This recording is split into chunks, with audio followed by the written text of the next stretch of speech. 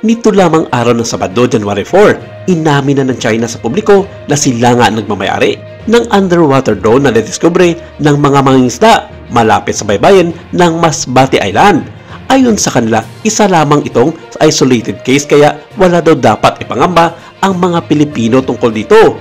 At kung matatandaan, nadiskubre ito ng tatlong mga mangingisda ang Hughes Torbito na drone na may markang HY119 at may sukat na 2 metro ang haba na may palikpik at ito ay natuklasan humigit kumulang 9 na kilometro lamang sa baybayin ng San Pascual sa Masbate noong Lunes.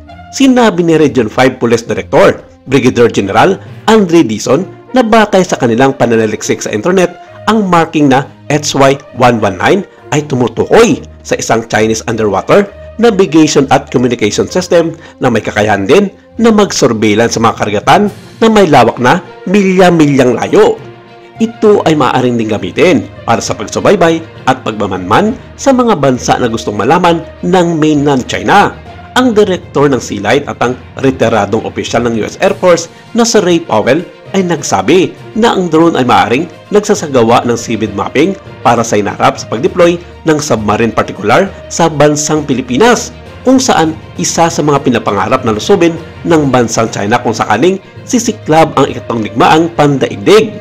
Ang naging saad ni Ray Powell, "If this is a Chinese drone, as seems likely, it indicates a troubling level of Chinese interest in the Philippines' internal archipelagic water.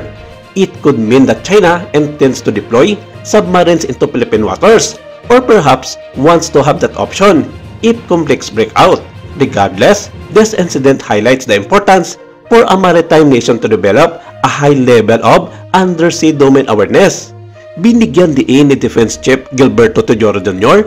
ang estratehikong kalagahan ng Masbate na nasa pagitan ng Luzon at Visayas at malapit sa mga paunahing lugar tulad ng West Philippine Sea at ng Benham Rise. Dagdag pa nito na walang kakayanan ang Pilipinas na magsuri sa mga ganitong bagay at malaki ang posibilidad na i-turn over nila ito sa Amerika para masuri na maayos kung ano ang mga nilalaman at mga nakuhang data sa loob ng Pilipinas. Agad naman nag-react dito ang embahada ng China sa Maynila at maging ang mainland China na wala raw karapatan ang Pilipinas na ibigay ito sa Amerika dahil pag-aari naman ito ng gobyerno ng China. Nagbanta ang mga ito na kung sakaling tutuhanin ng Pilipinas ang sinasabi nitong ibibigay sa US upang masuri ang nilalaman nito, pagbabayaran ito ng mga Pilipino at baka magsisi pa ito sa gagawin ng China sa Pilipinas kung sakasakali.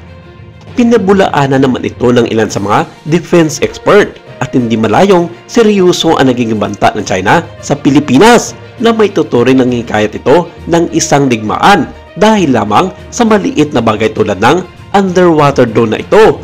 May malaking dahilan kung bakit iginigiit ng China na isauli ito ng gobyerno ng Pilipinas sa kanilang poder at hindi pinimbuksan o suriin ang mga nilalaman nito. Wala pa naging tugon ang hukbong sandatahan ng Pilipinas tungkol sa naging payag ng China tungkol dito.